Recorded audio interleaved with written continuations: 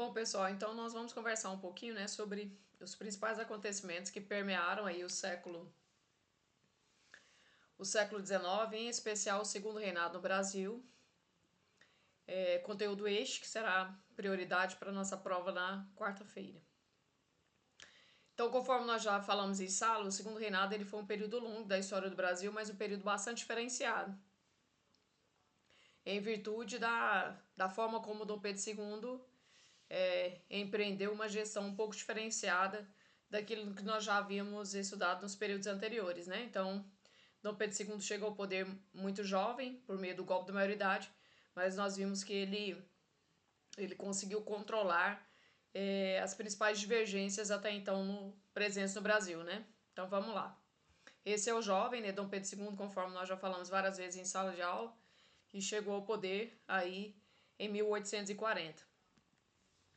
Falamos também que dentre as principais prioridades, né, do governo dele, eu até mostrei esse material para vocês em sala, a questão da reestruturação política, né? Havia uma preocupação muito forte por parte de Dom Pedro II em virtude das divergências entre os grupos políticos. Quais grupos políticos? Liberais e conservadores. Então, desde sempre, né, liberais e conservadores, eles tinham divergências com relação à participação de ambos os grupos nas questões políticas do país. Então, Dom Pedro II ele tinha essa prioridade. Ou seja, para investir na questão econômica do Brasil, politicamente o Brasil necessitava de ter essa estabilidade. Então, a reestruturação política veio com essa preocupação primeiro de Dom Pedro II. A estabilidade econômica, né? Falamos também muitas vezes em sala sobre a questão da economia. E aí, a partir disso, a expansão da cafeicultura e tudo aquilo que o café trouxe para a estabilidade econômica do país também, em virtude do sucesso, né, que nós tivemos aí com o cultivo e a exportação do café. Período de conciliação. Quando a gente fala conciliação, a gente está falando não só da questão política, mas também da questão das revoltas, que nós temos que analisar que quando começou o segundo reinado, a farroupilha ainda estava em curso, né? Uma das maiores revoltas da história do Brasil ainda estava em curso. Então a preocupação do Dom Pedro II era realmente essa, então conciliar as divergências internas do país para que ele pudesse empreender novos projetos e tentar realmente inserir o Brasil na lógica econômica pelo qual o século XIX já estava em curso, não só na Europa, mas também nos Estados Unidos, né?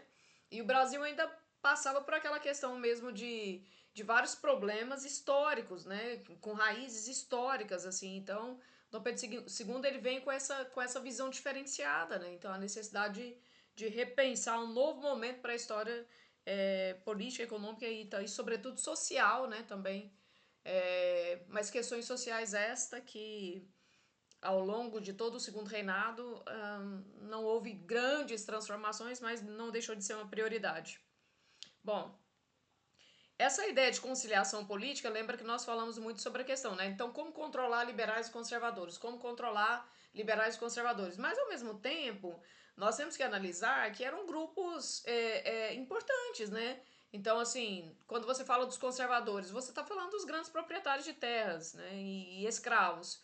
Então, a dificuldade que o Brasil tinha de pensar um projeto de industrialização fez com que também Dom Pedro II analisasse bastante sobre isso. Então, como empreender o cultivo do café se eu eliminar o dono da terra, não é? Então, assim, a ideia era ter liberais e conservadores ali ao lado, né, nas questões internas do país, mas a preocupação do Dom Pedro II era sobrepor, né, o interesse de ambos os lados. E aí veio a carta coringa dele, que foi a adoção do parlamentarismo no Brasil, né? Claro que aí, sem pormenores, porque nós discutimos esse quadro em sala, né, com bastante detalhe, então o nosso parlamentarismo ele ficou conhecido como parlamentarismo às avessas, porque é totalmente contrário do modelo inglês. Porque no nosso aqui, o nosso parlamentarismo, Dom Pedro II, por meio do poder moderador, né, que ele retoma, ele reativa o poder moderador, e aí o imperador está no topo, né, ele vai controlar ali não só a questão do primeiro-ministro, mas a composição do parlamento e todas as decisões inerentes a essa nova dinâmica política do país, né? A diferença básica é que aqui no Brasil o imperador, fazendo uso das atribuições do poder moderador, ele estava ali no comando, né? Então não obedece não, para você ver que eu tiro você daí rapidinho. Então, isso foi muito, mas muito, muito importante para essa ideia da conciliação política, né? Então ele conciliou as divergências ali entre liberais, conservadores, conservadores, liberais, mas estando aqui, ó, no topo, né? Controlando ali os dois grupos. E aí, claro que isso foi um diferencial na questão política do segundo reinado. Aqui a chargezinha, né, que nós falamos também em sala. Aí lembrando que parlamentarismo às avessas é parlamentarismo ao contrário, né? Falamos sobre isso, a figura feminina ao lado direito do seu vídeo, representando aí o grupo dos liberais, ao lado esquerdo os conservadores e Dom Pedro ali, né, controlando ali os dois lados de forma que ele pudesse realmente tomar as decisões estas que poderia ser dialogada com o parlamento brasileiro, mas que acima de todas as coisas ele deveria estar no comando, fazendo uso do poder moderador. Tá, sobre a questão do café, né, gente? Então a cafeicultura no Brasil, ela veio para ficar, o café veio para ficar, e aí falamos que a primeira fase, ela ficou restrita ali à região do Vale do Paraíba por diferentes fatores, dentre eles condições necessárias para o sucesso, né, da cafeicultura na região. Mão de obra escrava? Uau, né? Bastante ainda. Terras férteis, clima favorável e tal, e etc. Então foi um sucesso a questão do café no Brasil, não só pela questão das condições necessárias ao sucesso, né, do cultivo do café no Brasil, mas a quantidade de café que conseguimos exportar e a forma como nós conseguimos acumular capitais, né, em virtude dessa exportação e por meio dessa acumulação de capital, a modernização do país, porque esse capital foi reinvestido em outros setores básicos da economia. Então, a primeira fase da expansão cafeira no Brasil ficou restrita ao Vale do Paraíba. E conforme eu falei para vocês, né, como o café deu muito certo, uma elite poderosa se formou a partir de então, né?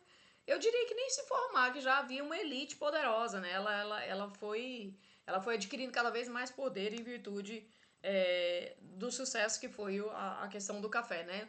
Aos barões do café, os famosos barões do café, né? Então aí nós vamos ver que esta elite ela vai estar presente na história política do país por um bom tempo, inclusive durante a República, né, que vocês terão a oportunidade de estudar no nono ano, então vocês irão perceber a importância disso, né? Então, os barões do café, eles ocuparão durante a República postos importantes no cenário político brasileiro. A segunda fase da expansão cafeira foi o Oeste Paulista, que aí a gente considera o apogeu, né, da produção cafeira por N motivos, né, gente? N motivos, porque na região de São Paulo, além das condições também favoráveis, como o clima, o solo, mão de obra, né, e tal, etc., a facilidade para escoar o produto até os portos. E aí é neste momento de grande apogeu da expansão cafeeira que os capitais foram reinvestidos neste processo de modernização do Brasil, né? Aí eu coloquei aqui, já que a gente está fazendo uma retomada, né? Como estradas, iluminação, bondes, cafés, culinária e tal, ferrovias, linhas de telégrafo, bancos privados, né? Porque, assim, se a gente analisar o segundo reinado do Brasil, século XIX, então o século XIX lá fora era outra coisa, outra realidade, né? E o Brasil precisava realmente inserir nessa nova lógica, mundialmente falando. Bom, tá. Então, só retomando um pouquinho, para essa prova na quarta-feira, o segundo reinado é o nosso alvo, né? É nosso alvo ali. Mas o segundo reinado, em virtude da extensão dele, né? Algumas escolhas elas foram sendo feitas aí por mim no momento de elaborar as questões para a prova. Então é importante lembrar a questão da conciliação política por meio do parlamentarismo às avessas, importante a expansão cafeeira, né, e os desdobramentos dessa expansão cafeeira, certo, gente?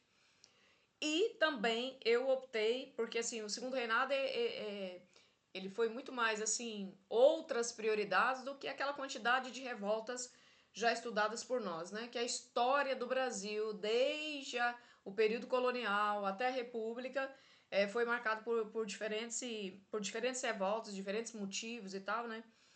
E o segundo reinado foi um diferencial, porque nós vamos ver agora a Praieira, né? A Revolução Praieira, que foi a última revolta da história do Império Brasileiro, e depois a Guerra do Paraguai, né? Porque assim, só que a Revolução Praieira, diferentemente da Guerra do Paraguai, a Revolução Praieira, as tropas imperiais conseguiram contê-la. Diferentemente da Guerra do Paraguai, que ela veio, o Brasil participou, o Brasil liderou, e a Guerra do Paraguai gerou toda uma instabilidade no Império Brasileiro, né? Então vamos lá, Revolução Praieira, local Pernambuco, na região de Pernambuco, as históricas disputas políticas entre liberais e conservadores, né? Porém, da ala liberal aqui, e lembrando assim, gente, a região de Pernambuco sempre foi uma região muito propícia a várias revoltas, né? Várias revoltas importantes ocorreram na região de Pernambuco, tá? Então, assim, é válido ressaltar isso. Então, as disputas políticas entre liberais e conservadores era algo que na região era muito forte. E aí, de dentro do grupo liberal, uma ala radical, ela se formou ali, né? Porque os liberais, eles sempre foram contrários à dominação política dos conservadores na região.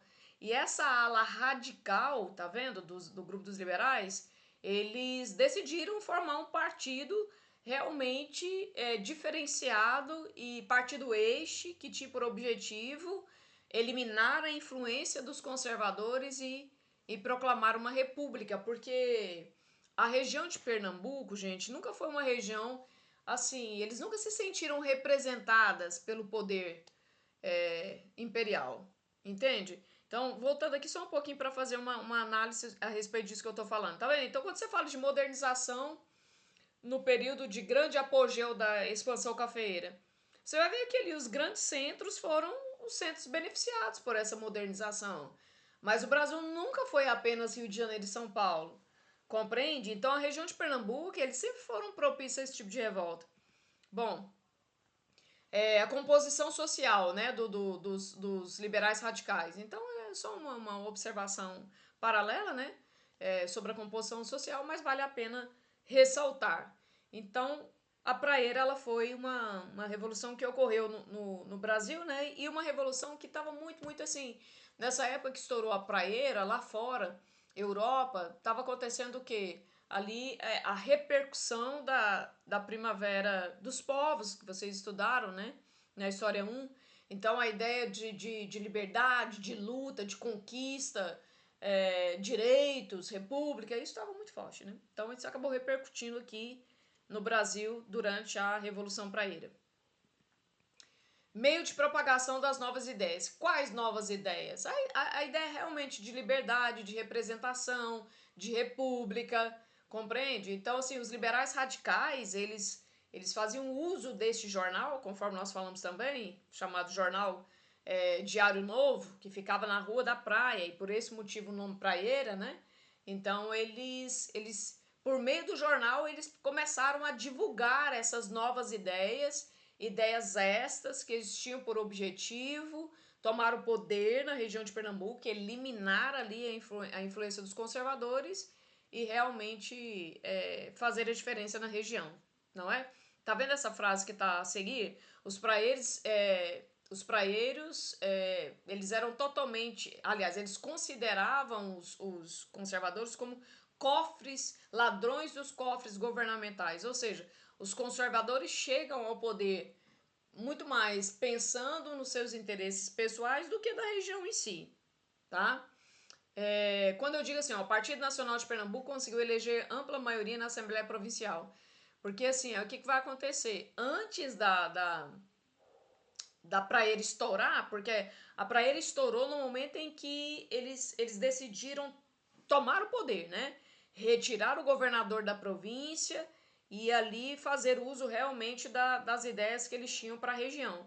Só que aí antes eles começam devagar, ó, eles começam devagar. Primeiro eles conseguiram representação na Assembleia Provincial, ou seja, deputados da ala liberal radical foram eleitos, né, para a Assembleia Provincial.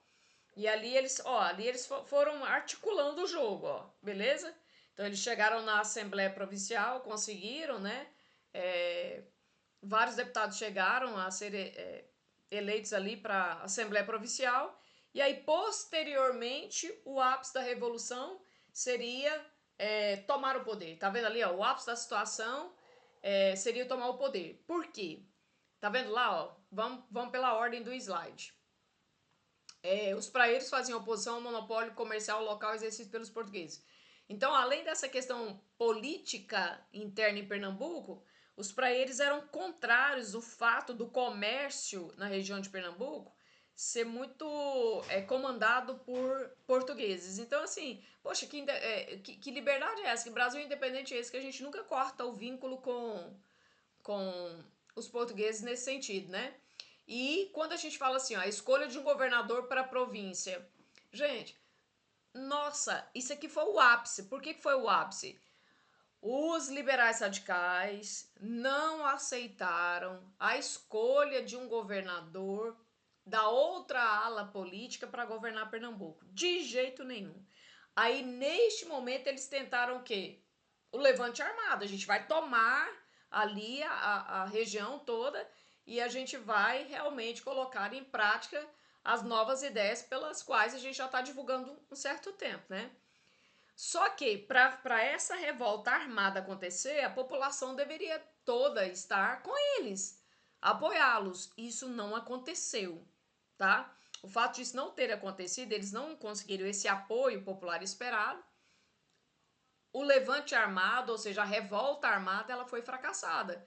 Porque aí, neste momento, obviamente, as tropas imperiais, né, agiram em torno dessa situação, porque nós temos que lembrar que um dos objetivos centrais do Dom Pedro II era pacificar o país, era conciliar o país.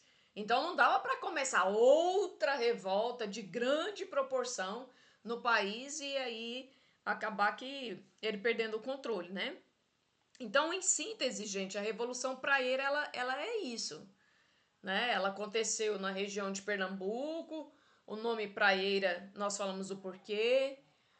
Os liberais radicais, eles eram totalmente contrários, tá? A uma série de situações internas em Pernambuco, como a força política dos conservadores, que eles queriam eliminar os conservadores mesmo. Eles eram contrários ao fato do comércio local, ainda muitos portugueses ainda monopolizavam o comércio local. E aí eles decidiram que iriam tomar o poder, com o apoio popular. Apoio popular este que não veio. E aí as tropas imperiais conseguiram conter a revolta e por isso a praeira acabou sendo fracassada. Tá bom? Mas com certeza mais uma, né, das importantes revoltas que ocorreram na região de Pernambuco. E para fechar, né, para a gente encerrar, aí a Guerra do Paraguai, né, gente? A Guerra do Paraguai. Então, a Guerra do Paraguai foi de 64 até 70. Então, ó, antes de falar da guerra propriamente dita, vamos só pensar uma situação aqui. Então, Dom Pedro II chegou ao poder em 1840, né, gente? Então, a Guerra do Paraguai, ela começou em 64. Então, olha só o recorte, ó, temporal. Tá vendo aqui, ó? Então, neste período, com exceção da praieira aqui, esse período do Segundo Reinado foi um período relativamente tranquilo. Entende? Em que Dom Pedro conseguiu realmente empreender aquilo que ele tinha, desde o momento que ele chegou ao poder, aquilo que ele tinha, né, por objetivo. Então, a Guerra do Paraguai, ela é um divisor aí, né, ó, né, entre, vamos dizer assim, a estabilidade do Segundo Reinado e a queda dele. Já falamos, né, sobre isso. Ó, o mais importante conflito com o envolvimento e liderança do Brasil, falamos sobre isso, porque existe diferença entre liderar e participar de uma guerra.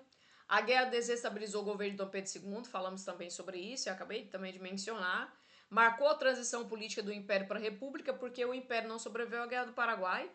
Contribuiu para o fortalecimento e institucionalização do Exército Brasileiro. Também falamos sobre isso, né, gente? Porque antes da Guerra do Paraguai, não dá para falar de um exército ainda, tá, gente? E outra coisa, o Brasil não estava preparado militarmente para enfrentar uma guerra do tamanho que foi a Guerra do Paraguai, não. Tá? Então a gente não tinha um exército treinado, a gente não tinha armas suficientes para poder concorrer com o Paraguai, que já estava realmente um pouco à frente nessas questões tão importantes em se tratando de uma guerra.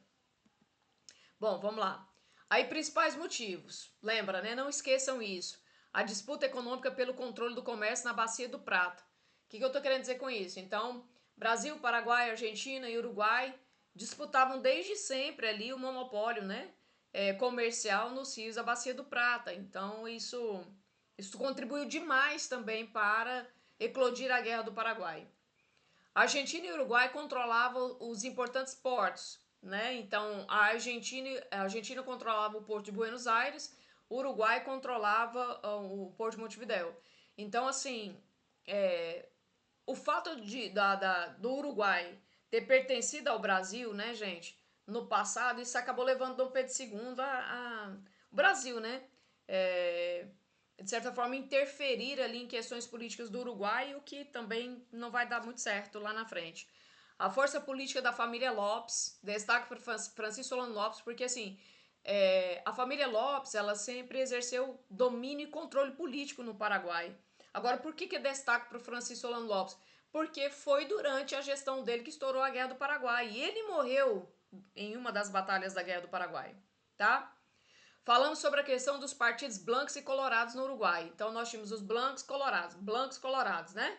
E o Brasil sempre, sempre, sempre, sempre apoiou a ascensão dos colorados no Uruguai, porque o Partido Blanco ele era totalmente contrário à influência do Brasil nas questões políticas do Uruguai, haja vista que o Uruguai já era um país independente também, então não tinha por que o Brasil ficar interferindo, né? Porém, este apoio incondicional do Brasil aos colorados acabou levando os blancos a solicitar apoio ao Paraguai, não é, gente? O que ocasionou rivalidades com o Brasil, que apoiava os colorados. Então, neste momento aí, a guerra, é aqui que a guerra vai começar. Porque aí o Paraguai autorizou a invasão do território brasileiro, autorizou a invasão da Argentina também. E aí pronto, a guerra começou, gente. Porque aí tem gente que fala assim, tá, mas aí já mudei o slide pra gente falar da Tríplice Aliança. Brasil, Uruguai e Argentina. Ué, mas por que o Uruguai tá fazendo aí apoiando o Brasil? Gente, quem estava governando o Uruguai nesse momento eram os colorados. Então, os colorados sempre foram parceiros do Brasil. Quem buscou apoio ao Solano Lopes não foi o país em si, foi o Partido Blanco. Beleza? Então aí tá. Uniram os três. Brasil, Uruguai e Argentina. Brasil, Uruguai e Argentina. A famosa Tríplice o quê? Aliança. Tríplice Aliança essa que acabou do que, enfim, né, não sendo páreo para o Paraguai. Os voluntários da pátria, o que é isso? Gente, as batalhas terrestres, né, durante a Guerra do Paraguai, o Paraguai levava o melhor, não é? Porque o Paraguai já era um país relativamente já preparado para isso, militarizado, né? Um grupo formado para e estrategicamente treinado para uma guerra do porte que foi a Guerra do Paraguai. Então, aí o Dom Pedro II primeiro lançou a questão dos voluntários da pátria. O que seriam os voluntários da pátria? Precisamos de homens para lutar. Precisamos de homens para lutar. E aí, em troca deste, entre aspas, desse voluntariado, quais seriam as recompensas? Soldo, salário, não é? E terras. Vai dar certo? Não muito, tá? Não muito. E a questão dos voluntários da pátria, então, aí como a questão do voluntariado não obteve o sucesso esperado, aí veio o recrutamento, porque recrutamento aí é obrigatório. Aí neste contexto aqui, gente, que vem a questão dos negros, né? Porque não tinha, não tinha como formar o exército brasileiro sem pensar na adesão né, dos negros no Brasil. E aí, em troca, foi prometido também o quê? Opa, você vai, lutou pelo Brasil. Engraçado, né? Aqui ele era escravo, mas lutar lá, não, imagina, né? Você luta lá, né? E tal. Se você lutar, voltar vivo, tu vai ser alforriado, né, gente? Então tem tudo isso. Por isso que depois da Guerra do Paraguai, gente, o movimento abolicionista, ele vai ficar muito forte, tá? Porque assim, peraí, então o escravo ele pôde lutar, mas ter direito à liberdade, não. Depois da Guerra do Paraguai, o movimento abolicionista ficou muito, mas muito forte, tá? Mas enfim. Tá, gente, quando que a guerra ela vai ter um curso diferente? Porque assim, o Paraguai foi muito forte durante a Guerra do Paraguai. até a famosa Batalha do Riachuelo. Porque foram várias e várias e várias e várias batalhas, gente. Agora, essa batalha, ela teve um destaque especial, por quê? Porque aqui, nessa batalha, é considerada uma das derrotas mais significativas do Paraguai. Porque foi uma batalha naval, então, portanto, o Brasil não tinha exército equipado não, sabe, gente? Mas tinha uma armada brasileira, que hoje é a Marinha, né? O Império Brasileiro sempre investiu na armada brasileira. Então, assim, nas batalhas navais, o Paraguai levava pior, sabe? E aí, também neste contexto das batalhas navais, olha o apoio da Inglaterra, olha o apoio da Inglaterra. Então, gente, a Tríplice Aliança, com o apoio da Inglaterra também, eles foram percebendo como reverter a guerra, como nós vamos derrotar o Paraguai, entende? Então essa batalha do Riachuelo, ela foi uma batalha muito significativa durante a Guerra do Paraguai em virtude dessa derrota que eles tiveram, né? E aí a partir disso o Paraguai vai tendo baixas, baixas e baixas e baixas, né? Até o momento em que a Tríplice Aliança consegue cercar a fortaleza de Humaitá. Tá vendo aí no slide? Essa fortaleza de Humaitá era a fortaleza em que fazia a proteção, né, do espaço pelo qual o governante paraguaio vivia. Então, a partir do momento que eles conseguiram tomar a fortaleza, pronto, acabou, meu bem. A guerra já está caminhando para o fim. Tá vendo aqui, ó? Então, em 68 eles ocuparam, né? Aí é a queda da fortaleza de Humaitá. Aí em 69, a Tríplice Aliança, eles conseguem invadir a capital paraguaia, que é a Assunção. E é neste momento de invasão da capital que o Solano Lopes morreu nessa batalha de Cerro Corá. E essa batalha, ela é considerada a capitulação, né, do Paraguai, ou seja, a derrota do Paraguai, inclusive com a morte do seu líder. Então, a partir disso, foi decretada a vitória da Tríplice Aliança, né, gente? Mas uma vitória muito aparente, sabe? Assim, a Guerra do Paraguai, ela derrotou o Paraguai, aliás, a Tríplice Aliança derrotou o Paraguai, mas nós tivemos muito mais problemas do que vitórias realmente com essa guerra, tá, gente? Porque a guerra ela foi um desastre para o Paraguai, conforme eu falei, mas assim, pra gente também não foi muito legal, tá? Tá vendo aí, ó? A guerra foi um desastre para o Paraguai. Embora tenha se mantido como Estado independente, o país perdeu quase 40% de seu território para o Brasil e para a Argentina. Sua economia arruinou-se e suas fortificações fluviais e armamentos foram completamente destruídos. Mas para o Brasil, Argentina e Uruguai também não. Sabe, gente, assim, a economia pra gente, nossa, foi terrível. Dom Pedro II vai perdendo credibilidade, o movimento abolicionista foi se fortalecendo, o movimento republicano também, até que em 15 de novembro de 1889, o Império Brasileiro chegou ao fim e a República foi proclamada. Tá bom? Desejo para vocês boa sorte. E é isso aí, galerinha.